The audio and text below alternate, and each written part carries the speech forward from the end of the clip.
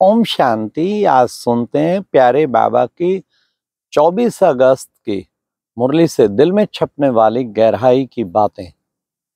आज की मुरली में बहुत ही सुंदर गीत था। किसने ये सब खेल रचाया, सब कुछ करके अपने को छिपाया।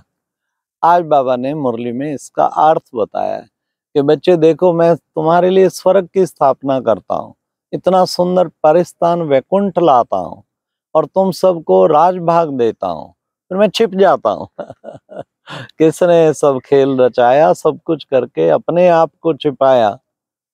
और सच बात पूछे, आज ये इतना हमारा बड़ा बाबा का विश्वविद्यालय कितना विस्तार को पा गया है। 140 देशों में कितने भाई बहन, कितने विंग्स, कितना क्या कार्य हो रहा है। पर किसने ये सब खेल रचाया? वो तो शिव बाबा ने प्रेरणा दे दे के मुरली में ऐसे सेवा करो, ऐसे करो, ऐसे करो, और खुद को उसने छिपाया। अब दोनों बाप दादा वतन से सबको देख रहे हैं, बच्चों को आगे कर दिया है।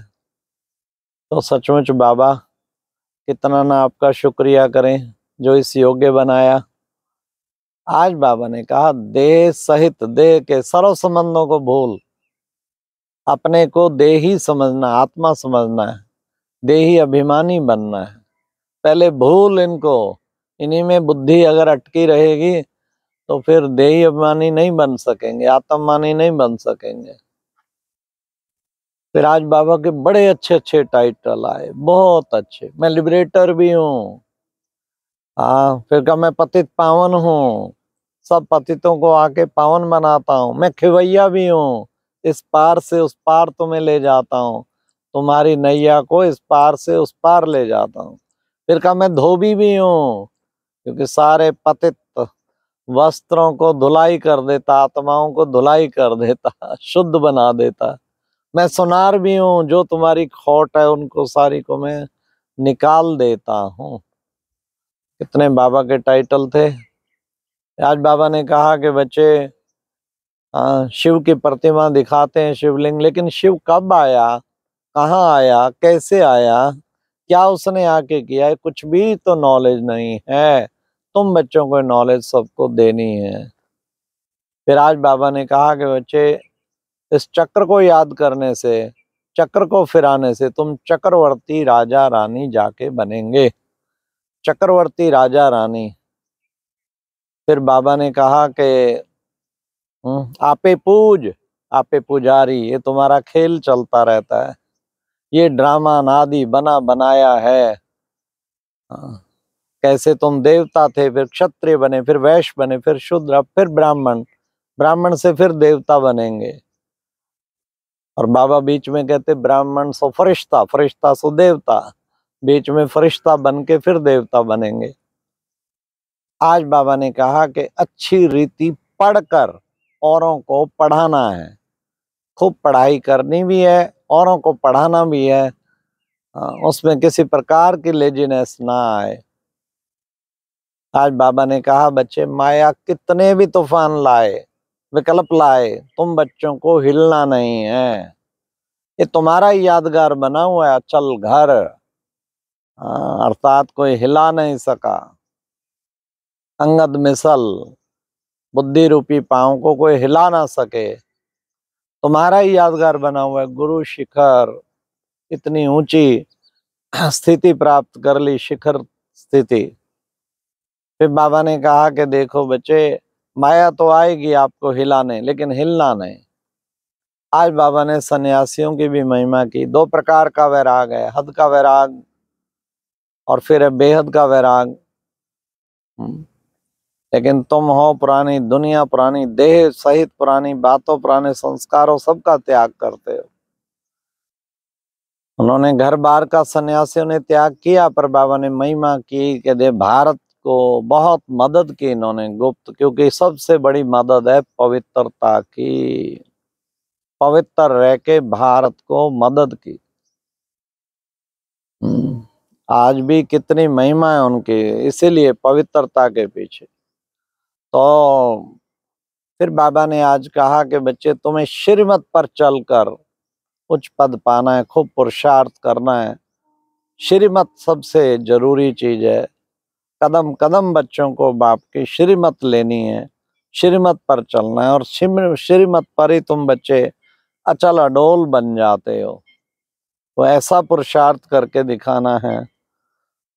बाबा ने कहा कि बच्चे देखो, तुम अपनी अवस्था ऐसी रखनी है, ऐसी रखनी है अंगद समान, जो रावण हिला ना सके। आज बाबा ने कहा कन्याएं बहुत महान हैं, सौभाग्यशाली हैं कन्याएं।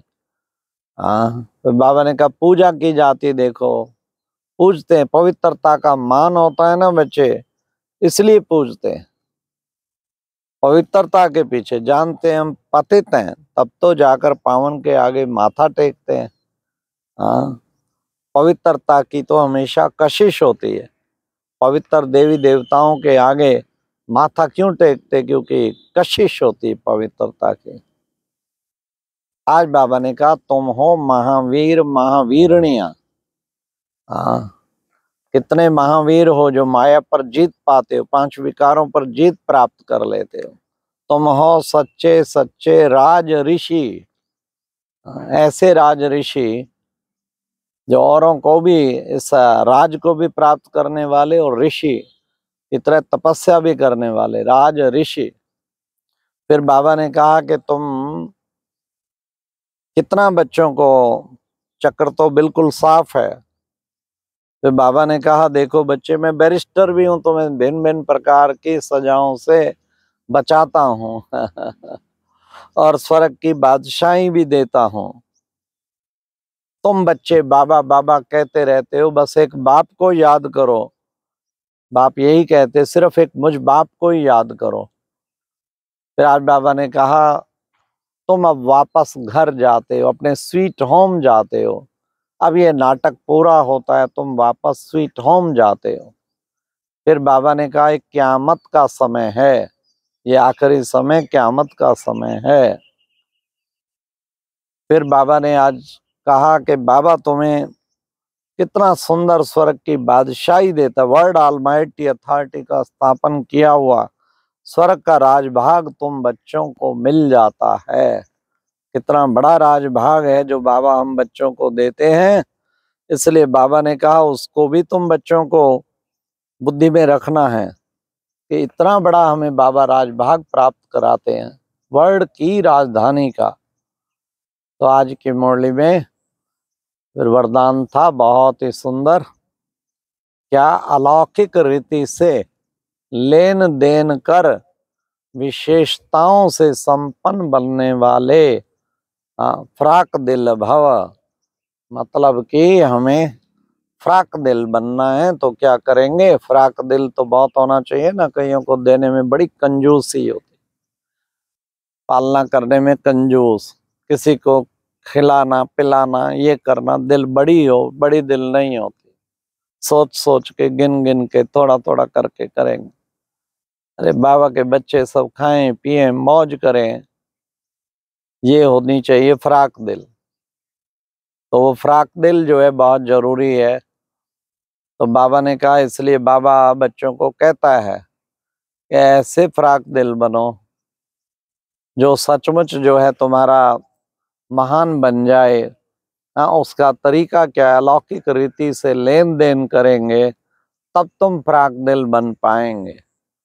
अलौकिक रीति से लेन देन करो तो विशेषता संपन्न, हर एक की विशेषता सुनते सुनते सुनते विशेष आत्मा बन जाएंगे। तो फिर बाबा ने आज कहा कि बच्चे अपनी विशेषताओं का प्रयोग करो तो हर कदम में प्रगति का अनुभव होगा। अगर प्रोग्रेस प्राप्त करनी है तो बाबा ने कहा, जो बाबा ने विशेषताएं दी हैं, पहले तो उन विशेषताओं को काउंट करो, कितनी विशेषताएं। एक दिन हमने लिस्ट बनाई, 1 2 3 4 20 ऐसी बातें निकली जो बाबा ने सचमुच एक बहुत बड़ी गिफ्ट दी है, जो बुलाए ना भूल पाए। तो ऐसे अपनी जो विशेषताएं बाबा ने दी हुई हैं, तो बाबा कहते हैं उसको क्या करो, उसको सेवा में लगाओ, कार्य में लगाओ, तो बढ़ जाएंगे, बहुत आगे बढ़ जाएंगे, विशेषात्मा बन जाएंगे। जितनी विशेषता लगाएंगे सेवा के कार्य में, औरों प्रति भी यूज करेंगे, तो उतना ही बाबा ने कहा कि बच्चे हर कदम में प्रगति का अनुभव होगा। तो इस तरह प्रयोग करें, योग के प्रयोग भी करें लेकिन अपनी विशेषताओं का भी प्रयोग करें। अच्छा, ओम शांति। ये थी आज की मुरली से दिल में छपने वाली गहराई की बातें।